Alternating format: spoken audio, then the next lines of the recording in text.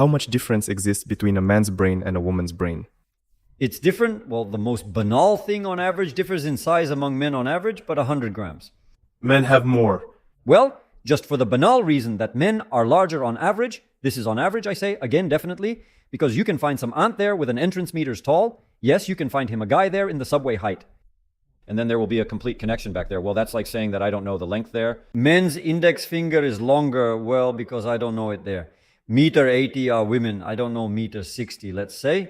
Well, there is such a gap. It still rarely happens, but nevertheless, the same with the brain. But in men, the size of the brain is proportional to the size of the body, just like in women. That is, if we consider the relative mass the same.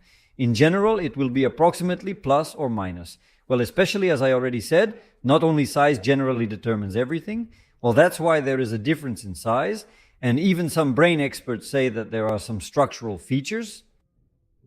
But morphologically, this is not visible outwardly. There must be some field, some jungle. Well, what is determined by hormones? Well, it's clear that men have more male hemihormones and women have female hemihormones. And they affect the activity of some parts of the brain in different ways. Well, that is not fractions, but nuclei of individual. And this can be detected by some very sophisticated biochemical, methods.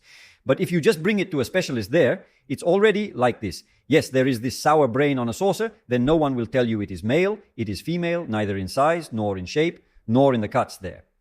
There is a difference in the living brain. Well, in principle, the fact that the behavior of men and women differs here, it seems obvious that it is different, and behavior is the work of the brain. Well, here's an important point that often in this place, the not particularly gifted begin to measure themselves. Who is better and who is worse? Some argue female brains are superior, while others claim male brains are better. Better? Well, it got worse on the other. And that's bullshit. Because men and women are one species and they complement each other, that is in general from the point of view of biology and evolution, men and women are generally one creature like that, because the generation is next.